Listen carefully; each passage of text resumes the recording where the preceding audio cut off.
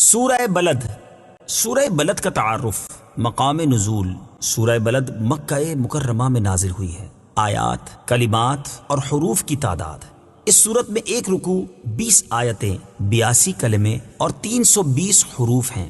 بلد نام رکھنے کی وجہ: بلد کا معنی ہے شہر، اور اس صورت کی پہلی آیت میں اللہ تعالیٰ نے اپنے حبیب صلی اللہ تعالیٰ علیہ وآلہ وسلم کے شہر مکہ کی قسم ارشاد فرمائی ہے۔ اس مناسبت سے اسے سورہ بلد کہتے ہیں۔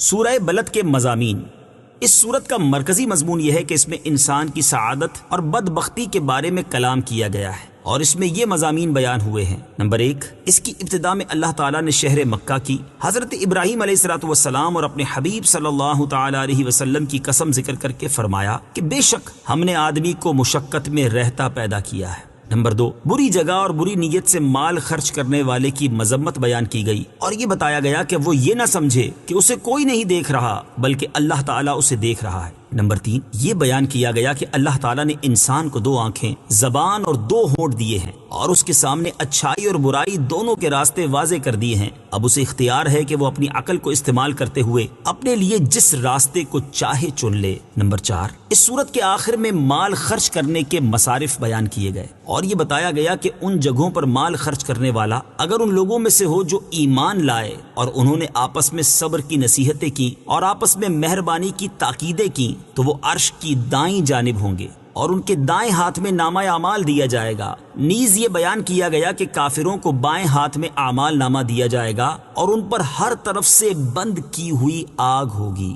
سورہ فجر کے ساتھ مناسبت: سورہ بلد کی اپنے سے ماقبل سورت فجر کے ساتھ مناسبت یہ ہے کہ سورہ فجر میں مال کی محبت، وراثت کا سارا مال ہڑپ کر جانے اور مسکین کو کھانا کھلانے کی طرف راغب نہ کرنے کی مذمت بیان کی گئی، اور سورہ بلد میں یہ بتایا گیا ہے کہ مالدار شخص کو اپنا مال کن کاموں میں خرچ کرنا چاہیے۔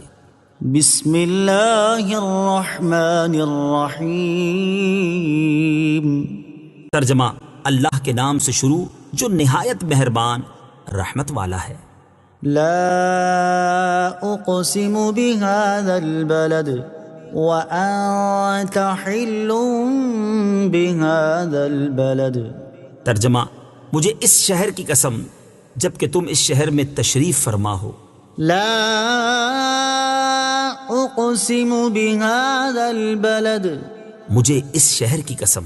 تفسیر صراط الجنان میں ہے، اس آیت اور اس کے بعد والی آیت میں ارشاد فرمایا کہ اے پیارے حبیب صلی اللہ تعالی علیہ وآلہ وسلم، مجھے اس شہر مکہ کی قسم جبکہ تم اس شہر میں تشریف فرما ہو۔ مکہ مکرمہ کے فضائل: یہاں اللہ تعالیٰ نے مکہ مکرمہ کی فضیلت کی وجہ سے اس کی قسم ارشاد فرمائی، اور مکہ مکرمہ کو یہ فضیلت حاصل ہے کہ اللہ تعالیٰ نے اسے حرم اور امن والی جگہ بنایا، اور اس میں موجود مسجد کے بارے میں فرمایا: ان اول بیت وضع للناس للذی ببکة مبارکا وہدی للعالمین فیہ آیات بینات مقام ابراہیم ومن دخلہ کان آمنا۔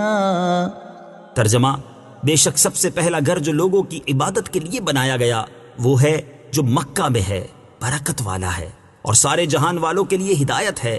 اس میں کھلی نشانیاں ہیں، ابراہیم کے کھڑے ہونے کی جگہ ہے، اور جو اس میں داخل ہوا امن والا ہو گیا۔ اس مسجد کو پوری دنیا کے مسلمانوں کے لیے قبلہ بناتے ہوئے ارشاد فرمایا: وحیث ما کنتم فولوا وجوہکم شطرہ۔ ترجمہ: اور اے مسلمانوں، تم جہاں کہیں ہو اپنا منہ اسی کی طرف کر لو، اور اس میں موجود مقام ابراہیم کے بارے میں مسلمانوں کو حکم دیا: واتخذوا من مقام ابراہیم مصلی۔ ترجمہ: اور اے مسلمانوں، تم ابراہیم کے کھڑے ہونے کی جگہ کو نماز کا مقام بناؤ، اور لوگوں کو خانہ کعبہ کا حج کرنے کا حکم دیتے ہوئے فرمایا: وَلِلَّهِ عَلَى النَّاسِ حِجُّ الْبَيْتِ مَنِ اسْتَطَاعَ إِلَيْهِ سَبِيلًا۔ ترجمہ: اور اللہ کے لیے لوگوں پر اس گھر کا حج کرنا فرض ہے جو اس تک پہنچنے کی طاقت رکھتا ہے، اور خانہ کعبہ کے بارے میں ارشاد فرمایا: وَإِذْ جَعَلْنَا الْبَيْتَ مَثَابَةً لِلنَّاسِ الناس وأمنا۔ ترجمہ، اور یاد کرو جب ہم نے اس گھر کو لوگوں کے لیے مرجع اور امان بنایا۔ اور سورہ بلد کی دوسری آیت میں گویا کہ ارشاد فرمایا کہ اے پیارے حبیب صلی اللہ تعالی علیہ وآلہ وسلم، مکہ مکرمہ کو یہ عظمت آپ کے وہاں تشریف فرما ہونے کی وجہ سے حاصل ہوئی ہے۔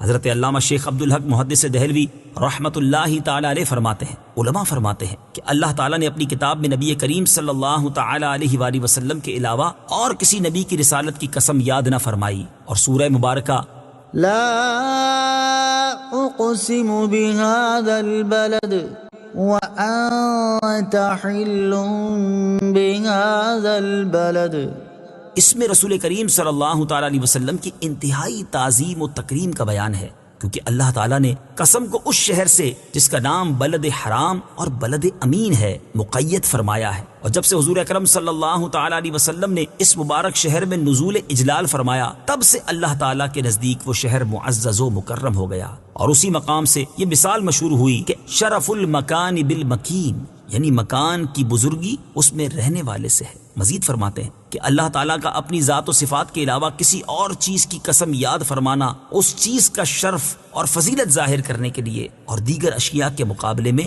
اس چیز کو ممتاز کرنے کے لیے ہے جو لوگوں کے درمیان موجود ہے، تاکہ لوگ جان سکیں کہ یہ چیز انتہائی عظمت و شرافت والی ہے۔ اعلیٰ حضرت امام احمد رضا خان رحمۃ اللہ تعالی علیہ کیا خوب فرماتے ہیں، وہ خدا نے ہے مرتبہ تجھ کو دیا، نہ کسی کو ملے نہ کسی کو ملا، کہ کلام مجید نے کھائی شہا، تیرے شہر و کلام و بقا کی قسم۔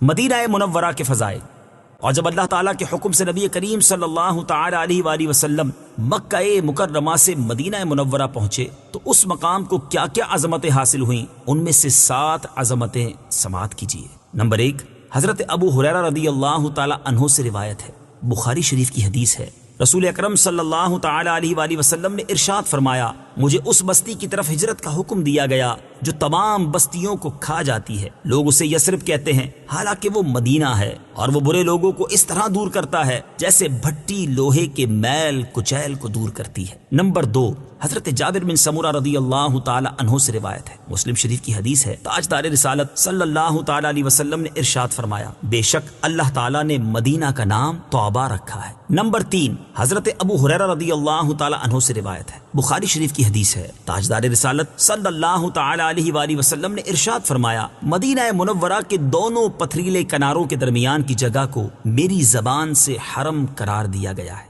نمبر 4، حضرت سہل بن حنیف رضی اللہ تعالیٰ عنہ فرماتے ہیں، سید المرسلین صلی اللہ تعالی علیہ وآلہ وسلم نے اپنے دست اقدس سے مدینہ منورہ کی طرف اشارہ کر کے فرمایا، بے شک یہ حرم ہے اور امن کا گہوارہ ہے۔ نمبر 5، حضرت انس بن مالک رضی اللہ تعالی عنہ سے روایت ہے، بخاری شریف کی حدیث ہے، رسول اللہ صلی اللہ تعالی علیہ وآلہ وسلم نے دعا فرمائی کہ اے اللہ، جتنی برکتیں مکہ میں نازل کی ہیں اس سے دگنی برکتیں مدینہ میں نازل فرما۔ نمبر 6، حضرت عبداللہ بن زید انصاری رضی اللہ تعالی عنہ سے روایت ہے، بخاری شریف کی حدیث ہے، حضور پرنور صلی اللہ تعالی علیہ وآلہ وسلم نے ارشاد فرمایا، میرے گھر اور میرے ممبر کے درمیان کی جگہ جنت کے باغوں میں سے ایک باغ ہے۔ نمبر 7، حضرت عبداللہ ابن عمر رضی اللہ تعالیٰ عنہما سے روایت ہے، ترمذی شریف کی حدیث ہے، حضور اقدس صلی اللہ تعالی علیہ وآلہ وسلم نے ارشاد فرمایا، جس شخص کو مدینہ منورہ میں موت آ سکے تو اسے یہاں ہی مرنا چاہیے، کیونکہ میں یہاں مرنے والوں کی خاص طور پر شفاعت کروں گا۔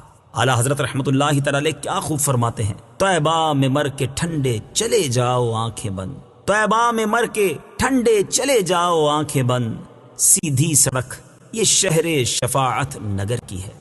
ووالد وما ولد لقد خلقنا الانسان فی کبد۔ ترجمہ، اور باپ کی قسم اور اس کی اولاد کی، بے شک ہم نے آدمی کو مشقت میں رہتا پیدا کیا۔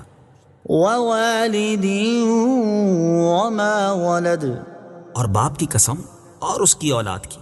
تفسیر صراط الجنان میں ہے، اس آیت کے بارے میں مفسرین کا ایک قول یہ ہے کہ یہاں باپ سے مراد حضرت ابراہیم علیہ الصلوۃ والسلام ہے، اور ان کی اولاد سے مراد حضرت اسماعیل علیہ الصلوۃ والسلام ہے، اور چونکہ نبی کریم صلی اللہ تعالی علیہ وآلہ وسلم بھی بالواسطہ حضرت ابراہیم کی اولاد میں سے ہیں، اس لیے اولاد کی قسم میں آپ صلی اللہ تعالی علیہ وآلہ وسلم بھی داخل ہیں۔ دوسرا قول یہ ہے کہ یہاں باپ سے مراد حضرت آدم علیہ الصلوۃ والسلام ہے، اور اولاد سے آپ علیہ الصلوۃ والسلام کی ذریت مراد ہے، اور تیسرا قول یہ بھی ہے کہ یہاں والد سے سرکار دو عالم صلی اللہ تعالی علیہ وآلہ وسلم اور اولاد سے آپ صلی اللہ تعالی علیہ وآلہ وسلم کی امت مراد ہے۔ اس کی تائید حدیث پاک سے بھی ہوتی ہے، جیسا کہ سنن نسائی میں حضرت ابو ہریرہ رضی اللہ تعالی عنہ سے روایت ہے، حضور اقدس صلی اللہ تعالی علیہ وآلہ وسلم نے ارشاد فرمایا، میں تمہارے لیے باپ کی طرح ہوں، میں تمہیں تمہارے دینی معاملات سکھاتا ہوں۔ لقد خلقنا الإنسان في كبد، بے شک ہم نے آدمی کو مشقت میں رہتا پیدا کیا۔ تفسیر صراط الجنان میں ہے، اللہ تعالیٰ نے شہر مکہ کی حضرت ابراہیم علیہ السلام اور اپنے حبیب صلی اللہ تعالی علیہ وآلہ وسلم کی قسم یاد کر کے ارشاد فرمایا کہ بے شک ہم نے آدمی کو مشقت میں رہتا پیدا کیا کہ وہ حمل کے دوران ایک تنگ و تاریک مکان میں رہے، ولادت کے وقت تکلیف اٹھائے، دودھ پینے، دودھ چھوڑنے، معاش کے حصول اور زندگی و موت کی مشقتوں کو برداشت کرے۔ مصائب اور تکالیف میں بے شمار حکمتیں ہیں۔ یاد رہے کہ ان مصائب اور تکالیف میں اللہ تعالیٰ کی بے شمار حکمتیں ہیں۔ ہمارا نفس امارہ مست گھوڑا ہے، اگر اس کے منہ میں ان تکالیف کی لگام نہ ہو تو یہ ہمیں ہلاک کر دے گا، کیونکہ ان تکالیف کی لگام کے باوجود انسان کا حال یہ ہے کہ ظلم اور قتل و غارت گری انسان نے کی، چوری ڈکیتی کی وارداتوں کا مرتکب انسان ہوا، فحاشی اور عریانی کے سیلاب انسان نے بہائے، نبوت کا جھوٹا دعویٰ حتیٰ کہ خدائی تک کا دعویٰ انسان نے کیا، اور اگر ان تکالیف کی لگام ہٹا لی جائے تو انسان کا جو حال ہوگا وہ تصور سے بالا تر ہے۔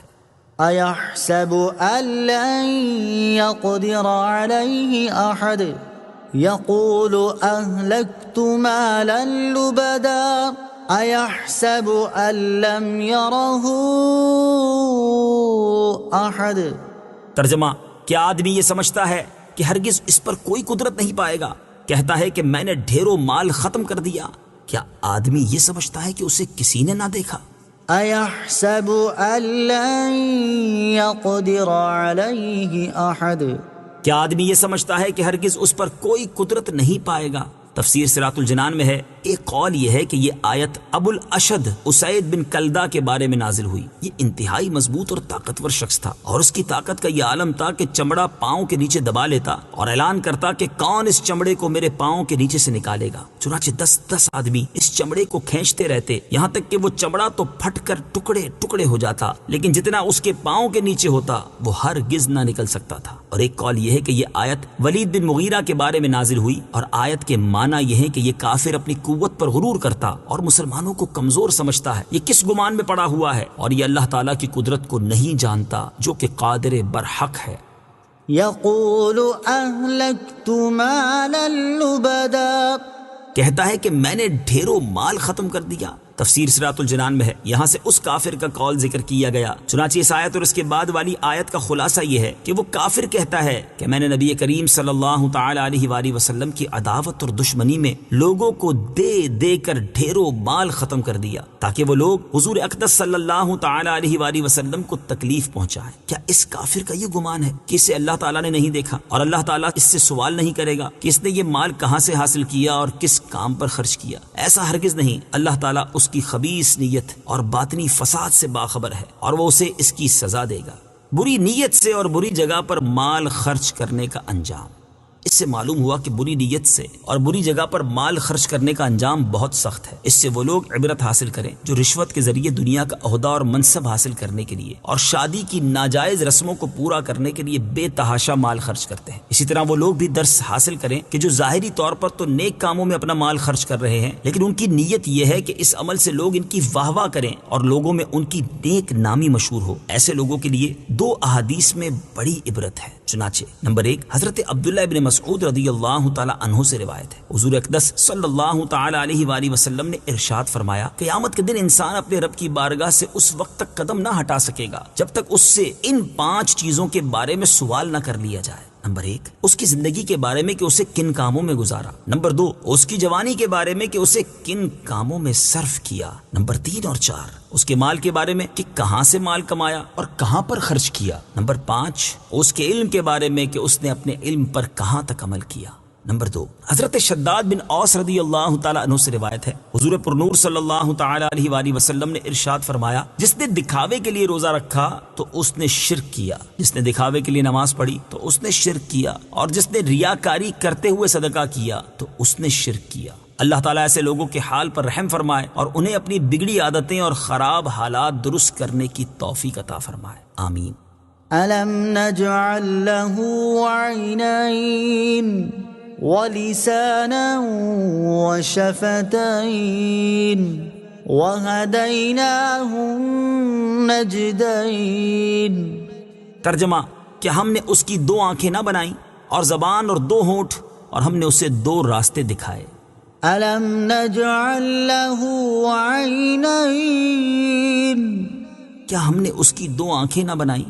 تفسیر صراط الجنان میں ہے، یہاں سے اللہ تعالیٰ نے اپنی چند نعمتوں کا ذکر فرمایا ہے تاکہ اس کافر کو عبرت حاصل کرنے کا موقع ملے۔ چنانچہ اس آیت اور اس کے بعد والی 2 آیات کا خلاصہ یہ ہے کہ کیا ہم نے اس کافر کی 2 آنکھیں نہ بنائیں جن سے وہ دیکھتا ہے، اور کیا ہم نے اسے زبان نہ دی جس سے وہ بولتا ہے اور اپنے دل کی بات بیان میں لاتا ہے، اور کیا ہم نے اسے 2 ہونٹ نہ دیے جن سے وہ اپنے منہ کو بند کرتا ہے اور بات کرنے، کھانے پینے اور پھونکنے میں ان سے کام لیتا ہے، اور کیا ہم نے اسے ماں کے دودھ سے بھرے پستانوں کی راہ نہ بتائی کہ پیدا ہونے کے بعد وہ ان سے دودھ پیتا اور غذا حاصل کرتا رہا۔ زبان کی اہمیت اور اس کی حفاظت کی ترغیب تفسیر روح البیان میں ہے۔ اللہ تعالیٰ نے انسان کو زبان عطا کی اور اس میں گفتگو کرنے کی صلاحیت بھی پیدا کی، اور اس نعمت کی اہمیت کا اندازہ اس سے لگایا جا سکتا ہے کہ اس کے ذریعے انسان کلام کرتا اور اپنے دل کی بات بیان کرتا ہے، اس کے ذریعے معاملات سر انجام دیتا اور کھانے والی چیزوں کے ذائقے معلوم کرتا ہے۔ اور اگر انسان کی زبان نہ ہوتی، یا زبان تو ہوتی لیکن اس میں گفتگو کرنے کی صلاحیت نہ ہوتی، تو انسان کو اپنے معاملات سر انجام دینے کے لیے اشارے اور تحریر کا سہارا لینا پڑتا، اور اس سے جو دشواری ہوتی اس کا اندازہ گفتگو کرنے کی صلاحیت سے محروم لوگوں کو دیکھ کر کیا جا سکتا ہے۔ اور اس نعمت پر اللہ تعالیٰ کا جتنا بھی شکر ادا کیا جائے وہ کم ہے۔ حضرت علامہ اسماعیل حقی رحمۃ اللہ تعالیٰ علیہ فرماتے ہیں، اس آیت میں یہ تنبیہ بھی ہے کہ اچھی اور نیک باتوں کے علاوہ انسان کم کلام کیا کرے اور فضول و بے فائدہ کلام نہ کرے، اور اللہ تعالیٰ نے جو زبان کو منہ کے اندر رکھا اور اس کے آگے 2 ایسے ہونٹ بنا دیے جنہیں کھولے بغیر کلام ممکن نہیں، اس میں یہی حکمت ہے تاکہ بندہ اپنے ہونٹوں کو بند کر کے ان سے کلام نہ کر سکنے پر مدد حاصل کرے۔ اور بکثرت احادیث میں زبان کی حفاظت کرنے کی ترغیب اور خاموش رہنے کی فضیلت بیان کی گئی ہے۔ یہاں ان میں سے 5 احادیث سماعت فرمائیے۔ چنانچہ نمبر 1، حضرت عقبہ بن عامر رضی اللہ تعالیٰ عنہ فرماتے ہیں، ترمذی شریف کی حدیث ہے کہ میں نے رسول اللہ صلی اللہ تعالی علیہ وآلہ وسلم کی بارگاہ میں حاضر ہو کر عرض کی، نجات کا ذریعہ کیا ہے؟ ارشاد فرمایا، اپنی زبان کو قابو میں رکھو اور تمہیں تمہارا گھر کافی رہے، اور اپنی خطاؤں پر روو۔ نمبر 2، حضرت ابو سعید خدری رضی اللہ تعالی عنہ سے روایت ہے، ترمذی شریف کی حدیث ہے، نبی اکرم صلی اللہ تعالی علیہ وآلہ وسلم نے ارشاد فرمایا، جب انسان صبح کرتا ہے تو سارے اعضاء زبان کی خوشامد کرتے ہیں اور اس سے کہتے ہیں، ہمارے بارے میں اللہ تعالیٰ سے ڈر کہ ہم تیرے ساتھ ہیں، تو سیدھی رہے گی تو ہم سیدھے رہیں گے، اور اگر تو ٹیڑھی ہوگی تو ہم ٹیڑھے ہوں گے۔ نمبر 3، حضرت سفیان بن عبداللہ ثقفی رضی اللہ تعالیٰ عنہ فرماتے ہیں، ترمذی شریف کی حدیث ہے، میں نے عرض کی، یا رسول اللہ صلی اللہ تعالی علیہ وآلہ وسلم، جن چیزوں کا آپ مجھ پر خوف کرتے ہیں ان میں زیادہ خطرناک کیا چیز ہے؟ تو آپ صلی اللہ تعالی علیہ وسلم نے اپنی زبان پکڑی اور فرمایا، یہ یعنی تمہاری زبان سب سے زیادہ خطرناک ہے۔ نمبر 4، حضرت عبداللہ بن عمر رضی اللہ تعالیٰ عنہ سے روایت ہے، حضور پرنور صلی اللہ تعالی علیہ وآلہ وسلم نے ارشاد فرمایا، جو خاموش رہا نجات پا گیا۔ نمبر 5، حضرت عمران بن حسین رضی اللہ تعالیٰ عنہ سے روایت ہے، نبی کریم صلی اللہ تعالی علیہ وسلم نے ارشاد فرمایا، انسان کا خاموشی پر ثابت رہنا 60 برس کی عبادت سے افضل ہے۔ اللہ تعالیٰ ہمیں زبان جیسی عظیم نعمت کی اہمیت کو سمجھنے، اس نعمت کے ملنے پر اللہ تعالیٰ کا شکر ادا کرنے، فضول اور بیکار باتوں اور ناجائز کلام سے اس کی حفاظت کرنے کی توفیق عطا فرمائے، آمین۔ وَهَدَيْنَاهُ النَّجْدَيْنِ، اور ہم نے اسے 2 راستے دکھائے۔ تفسیر صراط الجنان میں ہے، یہاں آیت میں نجدین کے بارے میں مفسرین کا ایک قول یہ ہے کہ اس سے ماں کی دونوں چھاتیاں مراد ہیں، اور ایک قول یہ ہے کہ اس سے اچھائی اور برائی کے 2 راستے مراد ہیں جو جنت یا جہنم تک پہنچاتے ہیں۔ فَلَاقْتَحَمَ الْعَقَبَةَ وَمَا أَدْرَاكَ مَا الْعَقَبَةُ فَكُّ رَقَبَةٍ أَوْ إِطْعَامٌ فِي يَوْمٍ ذِي مَسْغَبَةٍ يَتِيمًا ذَا مَقْرَبَةٍ أَوْ مِسْكِينًا ذَا مَتْرَبَةٍ۔ ترجمہ، پھر بغیر سوچے سمجھے کیوں نہ گھاٹی میں کود پڑا، اور تجھے کیا معلوم کہ وہ گھاٹی کیا ہے؟ کسی بندے کی گردن چھڑانا، یا بھوک کے دن میں کھانا دینا، رشتہ دار یتیم کو یا خاک نشین مسکین کو۔ فلاقتحم العقبہ، پھر بغیر سوچے سمجھے کیوں نہ گھاٹی میں کود پڑا۔ تفسیر صراط الجنان میں ہے، یعنی جب اللہ تعالیٰ کی نعمتیں ظاہر اور وافر ہیں تو اس پر لازم تھا کہ وہ ان نعمتوں کا شکر ادا کرے، لیکن اس نے نیک اعمال کر کے ان جلیل اور عظیم نعمتوں کا شکر ادا نہ کیا۔ یہاں نیک اعمال کرنے کو گھاٹی میں کودنے سے اس مناسبت کی وجہ سے تعبیر کیا گیا کہ جس طرح گھاٹی میں چلنا اس پر دشوار ہے، اسی طرح نیکیوں کے راستے پر چلنا نفس پر دشوار ہے۔ وما ادراک ما العقبہ، اور تجھے کیا معلوم کہ وہ گھاٹی کیا ہے؟ تفسیر صراط الجنان میں ہے، اس آیت اور اس کے بعد والی 4 آیات کا خلاصہ یہ ہے کہ اور تجھے کیا معلوم کہ وہ گھاٹی کیا ہے اور اس میں کودنا کیا ہے۔ وہ گھاٹی اور اس میں کودنا یہ ہے، نمبر 1، کسی بندے کی گردن غلامی سے چھڑانا۔ یہ عمل خواہ اس طرح ہو کہ کسی غلام کو آزاد کر دے، یا اس طرح ہو کہ مکاتب غلام کو اتنا مال دے دے جس سے وہ آزادی حاصل کر سکے، یا کسی غلام کو آزاد کرانے میں مدد کرے، یا کسی قیدی یا قرض دار کو رہا کرانے میں ان کی مدد کرے۔ نیز اس کے یہ معنی بھی ہو سکتے ہیں کہ نیک اعمال اختیار کر کے اپنی گردن آخرت کے عذاب سے چھڑائے۔ نمبر 2، قحط اور تنگی کے دن رشتہ دار یتیم کو یا خاک نشین مسکین کو کھانا دینا جو کہ انتہائی تنگ دست اور مصیبت زدہ ہو، نہ اس کے پاس اوڑھنے کے لیے کچھ ہو اور نہ بچھانے کے لیے کچھ ہو، کیونکہ قحط کے دنوں میں مال نکالنا نفس پر بہت شاق اور اجر عظیم ملنے کا سبب ہوتا ہے۔ غلام آزاد کرنے یا آزادی میں اس کی مدد کرنے کے فضائل۔ غلام آزاد کرنے یا آزادی میں اس کی مدد کرنے کی بہت فضیلت ہے۔ بخاری شریف کی حدیث ہے، چنانچہ حضرت ابو ہریرہ رضی اللہ تعالی عنہ سے روایت ہے، حضور اقدس صلی اللہ تعالی علیہ وآلہ وسلم نے ارشاد فرمایا، جس نے کسی مسلمان غلام کو آزاد کر دیا تو اللہ تعالیٰ اس غلام کے ہر عضو کے بدلے غلام آزاد کرنے والے کا عضو جہنم سے آزاد کر دے گا۔ اور حضرت معاذ رضی اللہ تعالیٰ عنہ سے روایت ہے، حضور پر نور صلی اللہ تعالی علیہ وآلہ وسلم نے ارشاد فرمایا، اے معاذ، کوئی چیز اللہ تعالیٰ نے غلام آزاد کرنے سے زیادہ پسندیدہ روئے زمین پر پیدا نہیں کی۔ حضرت سمورہ بن جندب رضی اللہ تعالیٰ عنہ سے روایت ہے، حضور اکرم صلی اللہ تعالی علیہ وآلہ وسلم نے ارشاد فرمایا، افضل صدقہ یہ ہے کہ گردن چھڑانے میں سفارش کی جائے۔ بھوکے مسلمان کو کھانا کھلانے کے فضائل۔ بھوکے مسلمان کو کھانا کھلانے کی بہت فضیلت ہے، چنانچہ حضرت ابو سعید خدری رضی اللہ تعالیٰ عنہ سے روایت ہے کہ رسول اللہ صلی اللہ تعالی علیہ وآلہ وسلم نے ارشاد فرمایا، جو مسلمان کسی بھوکے مسلمان کو کھانا کھلائے اللہ تعالیٰ اسے جنت کے پھل کھلائے گا، اور جو مسلمان کسی پیاسے مسلمان کو پانی پلائے گا اللہ تعالیٰ اسے رحیق مختوم یعنی جنت کی سر بند شراب پلائے گا۔ اور حضرت جابر رضی اللہ تعالیٰ عنہ سے روایت ہے، نبی کریم صلی اللہ تعالیٰ علیہ وسلم نے ارشاد فرمایا، مغفرت لازم کر دینے والی چیزوں میں سے بھوکے مسلمان کو کھانا کھلانا ہے۔ یتیم کی کفالت اور اس کے ساتھ احسان کرنے کے فضائل۔ یتیم کی کفالت کرنے اور اس کے ساتھ احسان کرنے اور اسے کھانا کھلانے کی بہت فضیلت ہے، چنانچہ بخاری شریف کی حدیث میں ہے، حضرت سہل بن سعد رضی اللہ تعالی عنہ سے مروی ہے، رسول اللہ صلی اللہ تعالی علیہ وآلہ وسلم نے ارشاد فرمایا، جو شخص یتیم کی کفالت کرے وہ یتیم اسی گھر کا ہو یا غیر کا، میں اور وہ دونوں جنت میں اس طرح ہوں گے۔ حضور اقدس صلی اللہ تعالی علیہ وآلہ وسلم نے کلمہ کی انگلی اور بیچ کی انگلی سے اشارہ کیا اور دونوں انگلیوں کے درمیان تھوڑا سا فاصلہ کیا۔ اور حضرت ابو ہریرہ رضی اللہ تعالیٰ عنہ سے روایت ہے، ابن ماجہ کی حدیث ہے، رسول کریم صلی اللہ تعالی علیہ وسلم نے ارشاد فرمایا، مسلمانوں میں سب سے بہتر گھر وہ ہے جس میں کوئی یتیم ہو اور اس کے ساتھ احسان کیا جاتا ہو، اور مسلمانوں میں سب سے برا وہ گھر ہے جس میں یتیم ہو اور اس کے ساتھ برا سلوک کیا جاتا ہو۔ اور حضرت عبداللہ ابن عباس رضی اللہ تعالیٰ عنہما سے روایت ہے، مشکات شریف کی حدیث ہے، حضور پر نور صلی اللہ تعالی علیہ وسلم نے ارشاد فرمایا، جو شخص یتیم کو اپنے کھانے پینے میں شریک کرے اللہ تعالیٰ اس کے لیے ضرور جنت واجب کر دے گا، مگر جبکہ ایسا گناہ کیا ہو جس کی مغفرت نہ ہو۔ مسکین کی مدد کرنے اور اسے کھانا کھلانے کے فضائل۔ مسکین کی مدد کرنے اور اس کو کھانا کھلانے کی بہت فضیلت ہے، چنانچہ حضرت ابو ہریرہ رضی اللہ تعالی عنہ سے روایت ہے، تاجدار رسالت صلی اللہ تعالی علیہ وآلہ وسلم نے ارشاد فرمایا، یتیموں اور مسکینوں کی مدد کرنے والا جہاد میں سعی کرنے والے اور بے تھکے مسلسل شب بیداری کرنے والے اور ہمیشہ روزہ رکھنے والے کی مثل ہے۔ اور حضرت ابو ہریرہ رضی اللہ تعالی عنہ سے روایت ہے، حضور اقدس صلی اللہ تعالی علیہ وآلہ وسلم نے ارشاد فرمایا، ایک لقمہ روٹی اور ایک مٹھی خرما اور اس کی مثل کوئی اور چیز جس سے مسکین کو نفع پہنچے، ان کی وجہ سے اللہ تعالیٰ 3 شخصوں کو جنت میں داخل فرماتا ہے۔ نمبر 1، صاحب خانہ کو جس نے حکم دیا۔ نمبر 2، بیوی کو جو کہ اسے تیار کرتی ہے۔ نمبر 3، خادم کو جو کہ مسکین کو دے کر آتا ہے۔ پھر حضور اقدس صلی اللہ تعالی علیہ وآلہ وسلم نے فرمایا، حمد ہے اللہ عز و جل کے لیے جس نے ہمارے خادموں کو بھی نہ چھوڑا۔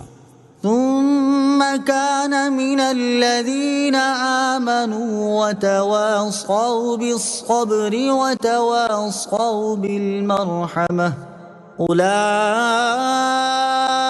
اصحاب المیمنہ. ترجمہ: پھر یہ ان میں سے ہو جو ایمان لائے اور انہوں نے آپس میں صبر کی نصیحتیں کی اور آپس میں مہربانی کی تاکیدیں کی، یہ دائیں طرف والے ہیں. ثم كان من الذین آمنوا. پھر یہ ان میں سے ہو جو ایمان لائے. تفسیر صراط الجنان میں ہے، یعنی یہ تمام عمل اس وقت مقبول ہیں اور اسی صورت یہ اعمال کرنے والے کے بارے میں کہا جائے گا کہ وہ گھاٹی میں کودا، کہ جب یہ اعمال کرنے والا ان لوگوں میں سے ہو جو ایمان لائے اور انہوں نے آپس میں گناہوں سے باز رہنے اور عبادات بجا لانے اور ان مشقتوں کو برداشت کرنے پر صبر کی نصیحتیں کی جن میں مومن مبتلا ہوں، اور انہوں نے آپس میں مہربانی کی تاکیدیں کی کہ مومنین ایک دوسرے کے ساتھ شفقت و محبت کا برتاؤ کریں، اور اگر وہ ایماندار نہیں تو اس کے لیے کچھ نہیں بلکہ اس کے سب عمل بیکار ہیں. ایمان کے بغیر نیک جگہ پر مال خرچ کرنے کا ثواب نہیں ملے گا. اس سے معلوم ہوا کہ ایمان کے بغیر اچھی جگہوں پر مال خرچ کرنے کا ثواب نہیں ملے گا، بلکہ ایمان قبول کرنے کے بعد جو مال راہ خدا میں خرچ کیا جائے گا اسی کا ثواب ملے گا. اسی چیز کو بیان کرتے ہوئے ایک اور مقام پر اللہ تعالیٰ ارشاد فرماتا ہے: وما منعهم أن تقبل منهم نفقاتهم إلا أنهم كفروا بالله وبرسوله. ترجمہ: اور ان کے صدقات قبول کیے جانے سے یہ بات مانے ہے کہ انہوں نے اللہ اور اس کے رسول کے ساتھ کفر کیا. لہٰذا جو کافر یہ چاہتا ہو کہ اسے اللہ تعالیٰ کی راہ میں مال خرچ کرنے اور نیک اعمال کرنے پر ثواب ملے تو اسے چاہیے کہ پہلے توحید و رسالت پر ایمان لائے اور اس کے بعد مال خرچ کرے اور دیگر نیک اعمال کرے تاکہ اسے اللہ تعالیٰ کی بارگاہ سے ثواب حاصل ہو. اولئک اصحاب المیمنہ. یہ دائیں طرف والے ہیں. تفسیر صراط الجنان میں ہے، یعنی جن میں یہ اوصاف پائے جاتے ہیں یہ دائیں طرف والے ہیں، جنہیں ان کے نامہ اعمال دائیں ہاتھ میں دیے جائیں گے اور وہ عرش کی دائیں جانب سے جنت میں داخل ہوں گے. اس سے معلوم ہوا کہ آپس میں صبر کی نصیحتیں اور مہربانی کی تاکیدیں کرنے والے مسلمانوں کا اللہ تعالیٰ کی بارگاہ میں مقام، رتبہ اور درجہ بہت بلند ہے. والذین کفروا بآیاتنا هم اصحاب المشأمہ علیہم نار مؤصدہ. ترجمہ: اور جنہوں نے ہماری آیتوں کے ساتھ کفر کیا وہ بائیں طرف والے ہیں، ان پر ہر طرف سے بند کی ہوئی آگ ہوگی. والذین کفروا بآیاتنا. اور جنہوں نے ہماری آیتوں کے ساتھ کفر کیا. تفسیر صراط الجنان میں ہے، اس آیت اور اس کے بعد والی آیت کا خلاصہ یہ ہے کہ جنہوں نے ہماری آیتوں کے ساتھ کفر کیا وہ بائیں طرف والے ہیں کہ انہیں ان کے نامہ اعمال بائیں ہاتھ میں دیے جائیں گے اور وہ عرش کے بائیں جانب سے جہنم میں داخل کیے جائیں گے اور ان پر ہر طرف سے بند کی ہوئی آگ ہوگی کہ نہ اس میں باہر سے ہوا آ سکے گی اور نہ اندر سے دھواں باہر جا سکے گا. صدق اللہ العظیم.